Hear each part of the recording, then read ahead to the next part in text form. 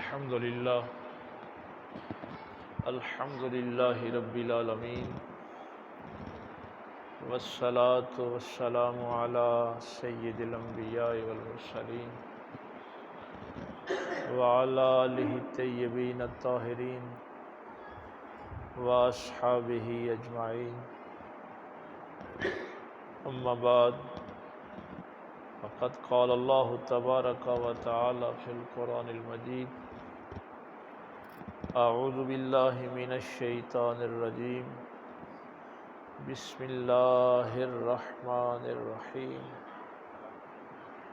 فقلت استغفروا ربکم انہ کان غفارا یرسل السماء علیکم مدرارا ویمددکم باموال وبنین وَيَجْعَلْ لَكُمْ جَنَّاتٍ وَيَجْعَلْ لَكُمْ أَنْهَارًا۔ آمنت باللہ صدق اللہ العظیم وصدق رسولہ النبی الأمی الکریم۔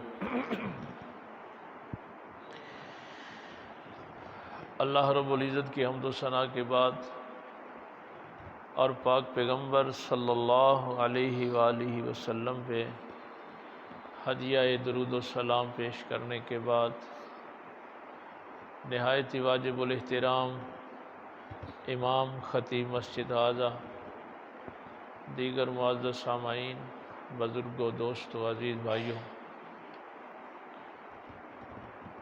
شعبان کا ماہ مبارک اپنے آخری ایام میں داخل ہو گیا ہے، اور اس کو پاک پیغمبر صلی اللہ علیہ وآلہ وسلم رمضان کے استقبال کے لیے مناتے تھے،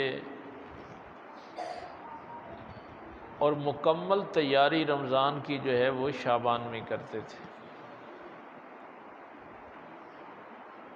ایک چیز ہمیشہ ذہن میں رکھنا،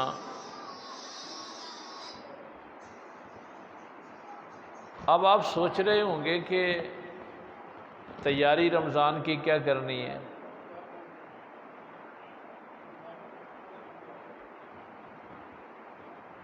کوئی گھر میں سامان اکٹھا کرنا ہے پکوڑے سموسوں کے لیے، یا کوئی گھی وغیرہ اکٹھا کرنا ہے؟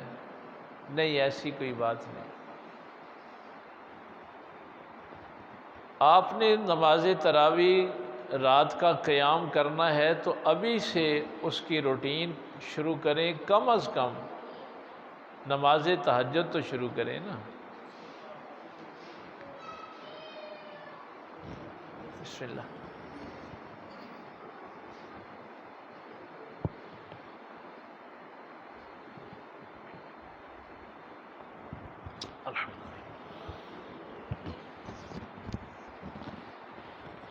ہمارے ہاں یہ قرآن کریم کو رمضان کا چاند ہم طلوع ہوگا تو پھر دیکھیں گے، اگر تلاوت کرنی ہے تو ابھی سے اس کا ماحول بنائیں، شروع کریں۔ ایک بات میں اکثر اپنے سننے والوں سے یہ کہا کرتا ہوں کہ انسان وہی کام کرتا ہے جس کا اسے یقین ہو کہ مجھے فائدہ ہوگا۔ یہ انسانی فطرت ہے۔ جس کے متعلق اسے یقین نہ ہو وہ کام نہیں کرتا۔ اب اگر ہم رمضان کی تیاری نہیں کرتے تو اس کا مطلب ہے کہ ہمیں اللہ کے حکم پہ یقین ہی نہیں ہے کہ ہمیں اس کا فائدہ ہوگا۔ یہ کیسے ممکن ہے کہ مجھے اللہ اور اس کے رسول صلی اللہ علیہ وسلم کے احکامات پر یقین ہو کہ نوافل کا ثواب فرائض کے برابر اور فرض کا ثواب 70 فرضوں کے برابر، ایک ایک حرف کی 10 نیکیاں، اور پھر اس کو ملٹیپلائی کر دیا جائے گا۔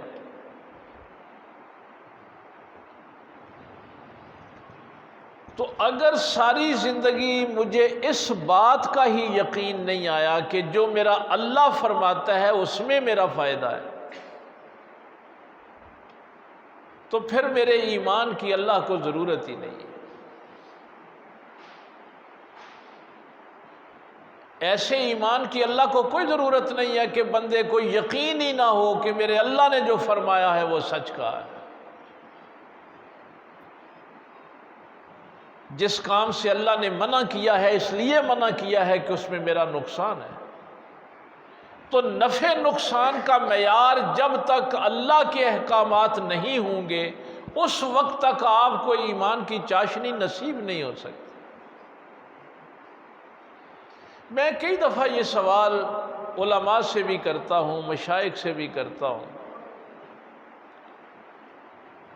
کہ مثلا لاکھوں کروڑوں کی تعداد میں جمعے کے خطبے ہو رہے ہیں، اس کے علاوہ دن رات ہر شہر میں جلسے سیرت کے، میلاد کے مجالس ہو رہی ہیں، تو کتنے لوگوں کو ہم یہ یقین دلوانے میں کامیاب ہوئے کہ اللہ کے حکم میں میرا فائدہ ہے اور نہی عن المنکر میں ہی میرا فائدہ ہے اگر میں اس سے باز آ جاؤں گا؟ کتنے لوگ ہیں اس بات پہ یقین کرنے والے کہ میں سچ کے راستے پہ چلوں گا تو میرا فائدہ ہے، جھوٹ کا راستہ اللہ نے منع کیا ہے اس میں میرا نقصان ہے؟ تو اس طرح کا ایمان اللہ کو نہیں چاہیے کہ ہم زبان سے کہتے رہیں کہ ہم ایمان والے ہیں۔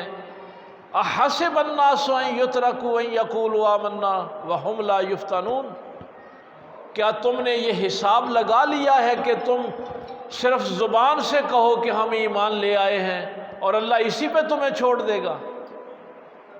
ان یترکوا، تمہیں اسی پہ چھوڑ دیا جائے گا؟ تو بندے تو وہ اللہ تعالیٰ کو چاہیے کہ جن بندوں کو یقین ہو کہ میرے اللہ نے جس کام کا حکم دیا ہے اس میں میرا فائدہ ہے، جس سے مجھے منع کیا ہے اس میں بھی میرا نقصان ہے، اس لیے مجھے منع کیا گیا۔ آج یہ جو آیات میں نے تلاوت کی ہیں، حضرت سلمان فارسی رضی اللہ تعالیٰ عنہ فرماتے ہیں،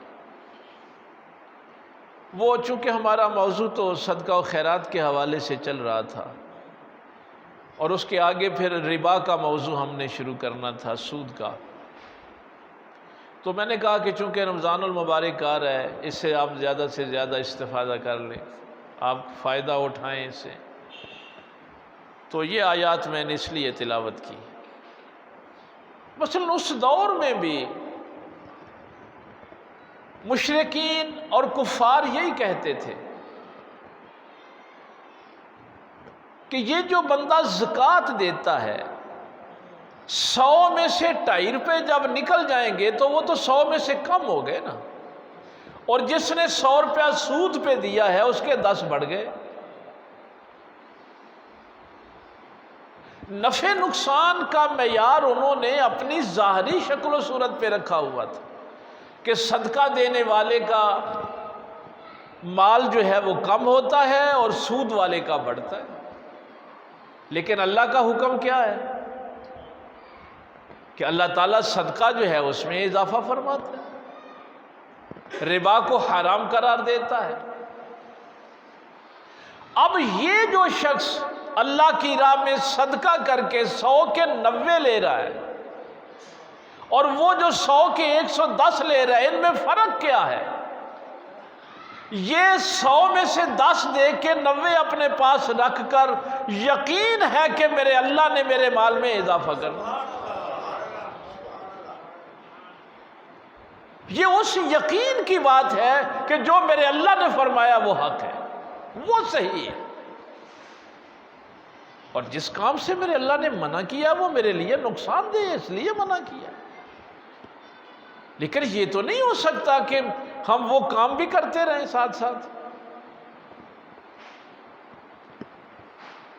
ایک اچھا وہ روایت میرے ذہن میں آ گئی، اس کو ذرا آواز کم ہی رہنے، پہلے ہی ٹھیک تھا وہ، ہاں اس سے ڈسٹربینس ہوتی۔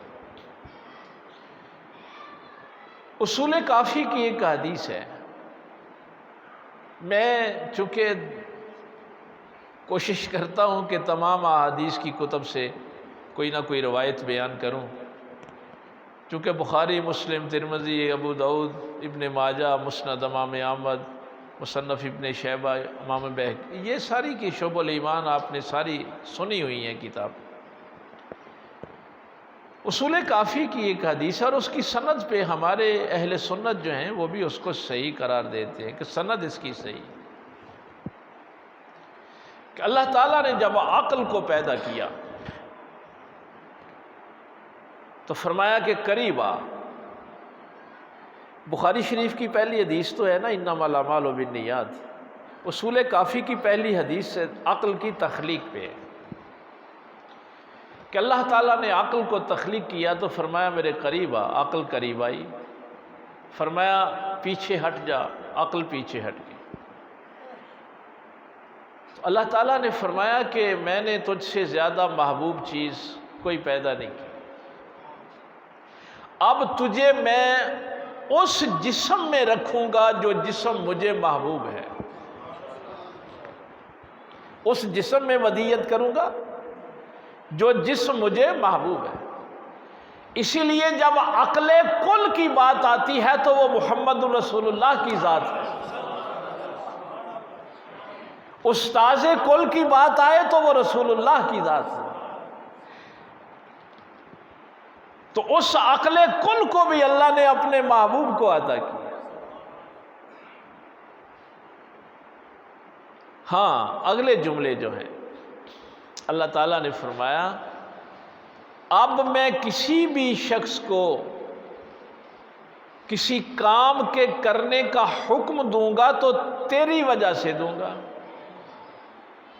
اور کسی کام سے روکوں گا تو تیری وجہ سے روکوں گا۔ اگر کسی کو انعام دوں گا تو تیری وجہ سے دوں گا، اگر سزا بھی دوں گا تو تیری وجہ سے دوں گا۔ اب دیکھیے، جس بندے کی عقل کام نہیں کرتی، جس کو آپ پاگل کہتے، وہ یہاں بازار میں ننگا پھرتا رہے، اس کو کہے گا کہ کپڑے پہن کو نصیحت کرے گا؟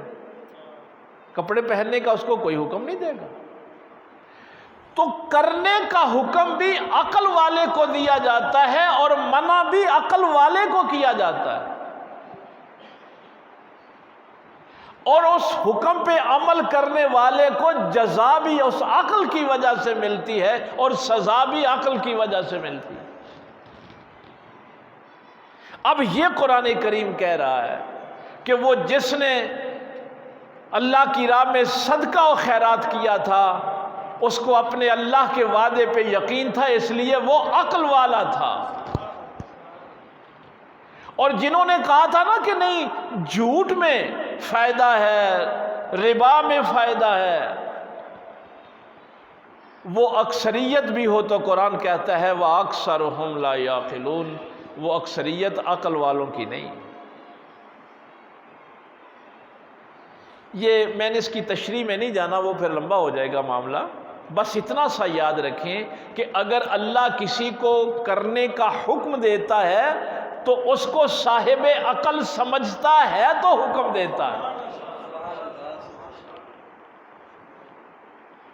اور اگر کسی چیز سے منع کرتا ہے تو اس کو صاحب عقل سمجھتا ہے،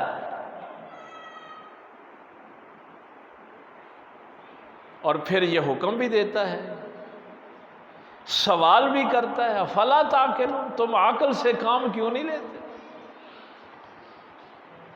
تو جو بھی کوئی اللہ کے حکم کو نہیں مانتا اصل میں وہ عقل کے خلاف کام کرتا ہے۔ یہ جو آیات ہیں یہ حضرت نوح علیہ السلام اپنی قوم سے فرما رہے ہیں فَقُلْتُ اسْتَغْفِرُوا رَبَّكُمْ، اپنے رب سے معافی مانگو۔ نوح علیہ السلام فرما رہے ہیں میں کہتا ہوں، فَقُلْتُ واحد متکلم کا صیغہ ہے کہ اپنے رب سے معافی مانگو۔ یہاں تک میں آپ کو کیوں لے کے آیا ہوں؟ تمہید اس لیے باندھی ہے، یہ حضرت سلمان فارسی رضی اللہ تعالیٰ عنہ روایت فرماتے ہیں اس حدیث کو کہ میرے پاک پیغمبر صلی اللہ علیہ وسلم نے فرمایا کہ اللہ تعالیٰ نے تمہیں استغفار کرنے کا حکم اس لیے دیا ہے کہ اللہ تمہیں بخشنا چاہتا ہے۔ اللہ تمہاری مغفرت کرنا چاہتا ہے۔ ہوا یوں کہ جب ابلیس نے اللہ کی بارگاہ میں یہ بات کہی، میری تقریر اور یاد رہے نہ رہے لیکن یہ جملے ضرور یاد رہے، جب ابلیس نے کہا نا کہ میں اس کے آگے سے بھی، پیچھے سے بھی، دائیں سے بھی، بائیں سے بھی حملہ کروں گا، ثم لآتینہم من بین ایدیہم ومن خلفہم وعن ایمانہم وعن شمائلہم ولا تجد اکثرہم شاکرین۔ تو اس نے کہا قال فبما اغویتنی لاقعدن لہم صراطک المستقیم ثم لآتینہم، یہ آیات میں نے آپ کو سنا دی۔ اس نے کہا مولا میں اس انسان کے راستے میں بیٹھوں گا، اس کے آگے سے بھی، پیچھے سے بھی، دائیں سے بھی، بائیں سے بھی۔ میں نے شاید کسی موقع پہ یہ بات آپ سے کہی ہو کہ سرکار امام جعفر صادق رضی اللہ تعالیٰ عنہ سے ایک شخص نے یہ کہا تھا، یہی آیت پڑھ کے اس نے کہا تھا کہ امام بندہ کیا کرے کہ اس کے چاروں طرف تو ابلیس ہے۔ آیت یہی کہہ رہی ہے نا کہ آگے بھی، پیچھے بھی، دائیں بھی، بائیں بھی۔ تو اب اگر انسان اللہ کے حکم سے دور ہٹ گیا ہے تو ابلیس نے تو ہٹانا ہی ہٹانا ہے، ابلیس کا تو کام ہی یہی ہے۔ تو اب اگر بندہ گمراہ ہو گیا ہے تو انسان کا اس میں کیا قصور ہے، کیا غلطی ہے؟ چاروں طرف تو ابلیس ہے۔ تو سرکار امام جعفر صادق رضی اللہ تعالیٰ عنہ نے فرمایا کہ یہ غلطی آیت کو سمجھنے میں تجھے اس لیے لگی کہ تو سمجھتا ہے کہ سمتیں جو ہیں یہ چار ہوتی ہیں، مشرق مغرب اور شمال جنوب، آگے پیچھے اور دائیں بائیں۔ اس نے کہا جی ہم نے تو یہ چار سمتیں ہی پڑھی ہیں، ہمیں بھی اسکول میں بھئی یہی پڑھاتے تھے کہ سمتیں چار ہوتی ہیں، ایسٹ ویسٹ نارتھ ساؤتھ۔ تو امام جعفر صادق رضی اللہ تعالیٰ عنہ نے فرمایا کہ سمتیں 6 ہوتی ہیں، 4 یہ ہیں آگے پیچھے دائیں بائیں، اور یہ اوپر اور نیچے، 2 سمتیں، یہ 2 سمتیں اوپر اور نیچے۔ تو قرآن یہ کہتا ہے کہ ابلیس نے کہا کہ اس کے آگے پیچھے دائیں بائیں تو میں ہوں، تو امام نے فرمایا کہ 2 سمتیں اللہ نے تجھے دی ہوئی ہیں، یہ اوپر اور نیچے والی سمتیں تیرے پاس ہیں۔ جب ابلیس تجھے چاروں طرف سے گھیر لے تو یا سر سجدے میں رکھ دیا کر یا دعا کے لیے ہاتھ کھڑے کر دیا۔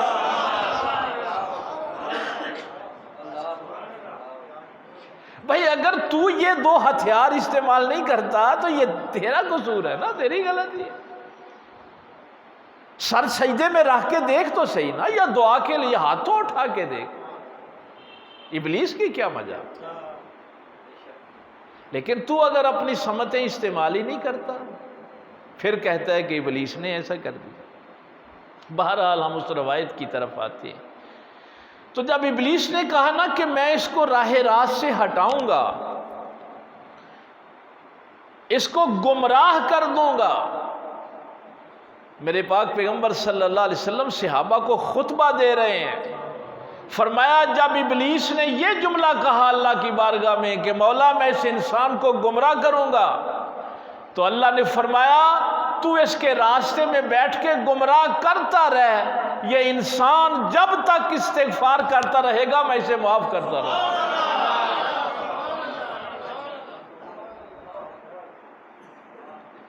یہ لمحات اگر اللہ نے دیے ہیں استغفار کے۔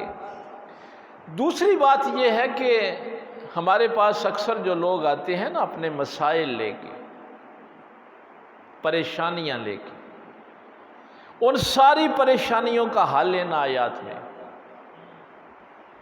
آج میں نے اس لیے بھی ان آیات کا انتخاب کیا کہ جتنے بھی دوست جتنی دعاؤں کے لیے کہتے ہیں نا، جتنے مسائل ہیں آج کل کے چیدہ چیدہ، تو نوح علیہ السلام اپنی قوم سے فرما رہے ہیں اے میری قوم میں تم سے کہتا ہوں کہ اپنے رب سے معافی مانگ لو، انہ کان غفارا، بے شک وہ معاف کرنے والا ہے، اس نے وعدہ کیا ہے کہ میں تمہیں معاف کر دوں گا۔ اچھا، یہ جو اگلی آیات ہیں ان کو میں ایک تو ان کو منسوب کیا، کچھ کتابوں میں سرکار مولا علی کرم اللہ وجہ الکریم کی طرف یہ واقعہ منسوب ہے، لیکن تبیان القرآن میں غلام رسول سعیدی صاحب نے اسی سیم واقعہ کو امام حسن بصری کے حوالے سے لکھا ہے۔ تو واقعہ ایک ہی ہے انہی آیات کے حوالے سے کہ ہم سرکار مولا علی کے، چونکہ امام حسن بصری نے بھی تو علم وہی سے لیا، وہ بھی تو انہی کے شاگرد ہے نا۔ تو ایک روایت تو یہ ہے کہ مولا علی سرکار جامع مسجد کوفہ میں بیٹھے ہوئے تھے۔ میں استغفار کی برکتیں آپ کو بتانے لگا ہوں کہ استغفار کرو گے تو اس سے تمہیں حاصل کیا ہوگا، لیکن بات جہاں سے میں نے شروع کی تھی کہ یقین ہو کہ فائدہ اسی میں ہے۔ تو جامع مسجد کوفہ میں بیٹھے ہوئے تھے تو کچھ لوگ آگے، انہوں نے آ کے کہا امیر المومنین بارش نہیں ہو رہی، قحط سالی ہے۔ مولا علی سرکار نے فرمایا کہ جا کے نا استغفار کرو، اللہ سے معافی مانگو اپنے گناہوں، استغفار کرو۔ وہ لوگ چلے گئے۔ ایک شخص پھر آیا، اس نے کہا کہ امیر المومنین میرے ہاں اولاد نہیں ہے۔ آپ نے اس کو بھی یہی فرمایا کہ جا کے استغفار کر، استغفر اللہ پڑھ۔ وہ بھی چلا گیا۔ ایک اور شخص آیا، اس نے کہا کہ میرے مالی معاملات ٹھیک نہیں ہیں، کاروبار نہیں چلتا، گھر میں بڑی پریشانی ہے پیسوں کی۔ تو آپ نے فرمایا کہ استغفار کر۔ وہ بھی چلا گیا، وہ بھی استغفار کا حکم دے دیا۔ ایک آیا، اس نے کہا میرے باغات جل گئے۔ مولا نے فرمایا جا تو بھی استغفار کر۔ تو عبداللہ ابن عباس رضی اللہ تعالیٰ عنہما وہاں تشریف فرما تھے، حاضر خدمت تھے مولا علی کے پاس۔ تو انہوں نے کہا امیر المومنین یہ بڑی عجیب بات ہے کہ لوگ مختلف چیزیں لے کے آپ کے پاس آئے اور آپ نے سب کو حل ایک ہی بتایا۔ تو مولا علی سرکار نے فرمایا کہ میں نے اپنی طرف سے یہ حل نہیں دیا، یہ حل قرآن میں لکھا ہوا۔ باب العلم نے یہ آیات تلاوت فرمائی۔ فرمایا نوح علیہ السلام نے جب فرمایا نا فَقُلْتُ اسْتَغْفِرُوا رَبَّكُمْ إِنَّهُ كَانَ غَفَّارًا يُرْسِلِ السَّمَاءَ عَلَيْكُمْ مِدْرَارًا، استغفار کرو گے تو وہ آسمانوں سے تمہارے اوپر بارش برسائے گا، ابر رحمت بھیجے گا، بارشیں ہو جائیں گی۔ وَيُمْدِدْكُمْ، اور اللہ تمہاری مدد کرے گا، بِأَمْوَالٍ وَبَنِينَ، مال سے بھی اور اولاد سے بھی۔ اب وہ سوالیوں کے سوال ذہن میں ہے نا، اور ان کا حل مولا علی قرآن کی ان آیات سے بیان فرما رہے ہیں۔ وَيَجْعَلْ لَكُمْ جَنَّاتٍ وَيَجْعَلْ لَكُمْ أَنْهَارًا، وہ اللہ تمہارے لیے باغات اگائے گا اور نہریں جاری فرما دے گا۔ اب یہاں بھی یقین جانیے، آج کا تو ظاہر ہے ہم تو کسی کام کے بھی نہیں ہیں۔ عبداللہ ابن عباس تو مولا علی کے بعد پہلے مفسر قرآن ہیں۔ صحابہ ان سے قرآن کی تفسیر پوچھتے تھے۔ نبی پاک صلی اللہ علیہ وسلم نے گٹی عطا فرمائی اور ان کے علم کے لیے دعا بھی فرمائی۔ پہلی تفسیر بھی تفسیر ابن عباس ہے جس کے ریفرنس دیے جاتے ہیں۔ وہ عبداللہ ابن عباس کھڑے ہو کے کہنے لگے امیر المومنین میں اب آپ سے یہ آیتیں سن کے تو محسوس کر رہا تھا جیسے میں نے یہ آیتیں پہلی دفعہ سنی ہیں۔ تو قرآن کریم سے یہ سارا حل جو ہے، چونکہ مولا علی سرکار کا تو پھر اپنا مقام ہے، شہر علم جس نے بھی جانا ہے باب العلم سے ہو کے ہی جانا ہے۔ تو اب ہمارے بھی روزمرہ کے مسائل یہی ہیں نا، مال کے، اولاد کے، بارشوں کے، وہ سارے مسائل کا حل برکتیں قرآن میں لکھی ہوئی ہیں کہ اگر تم ان مسائل کا حل چاہتے ہو تو اللہ کی بارگاہ میں استغفار کرو۔ تعویذ لینے چلے جاتے ہو نا، جو قرآن نے حل بتایا ہے اس کی طرف آؤ۔ اچھا، کئی دفعہ میں کچھ دوستوں کی یہ شکایت ہوتی بھی ہے، وہ کہتے ہیں جی ہم، اچھا یہ بھی ذہن میں رکھنا، نبی پاک صلی اللہ علیہ وسلم فرماتے ہیں کہ 70 دفعہ تو میں دن میں استغفار کرتا ہوں۔ استغفار صرف گناہوں سے معافی کے لیے نہیں، یہ ایک مستقل عبادت ہے، یہ ذہن میں رکھنا۔ نبی پاک کو اپنے گناہوں کی معافی کے لیے استغفار نہیں کرتے۔ اچھا، یہ استغفار کتنی ضروری ہے؟ یہ تو اچانک میرے ذہن میں آ گئی بات، یہ آپ کی توجہ کی وجہ سے آئی ہے، ویسے مجھے بھولی ہوئی تھی۔ آپ نے ابھی نماز ادا کی، تو یہ نماز جب آپ سلام پھیر لیتے ہیں نا، تو یہ وظائف جو ہیں، جو تقریباً 18 سے 20 وظائف ہیں جو حدیث کی کتب میں ملتے ہیں، کہ نبی پاک صلی اللہ علیہ وسلم سلام پھیرتے ہی بلند آواز سے اللہ اکبر کہتے تھے، استغفر اللہ 3 دفعہ پڑھتے تھے، یہ آیت الکرسی کی بھی روایت ملتی ہے، اللہم انت السلام و منک السلام، یہ جو آپ پڑھتے ہیں اس کی بھی روایت ملتی ہے۔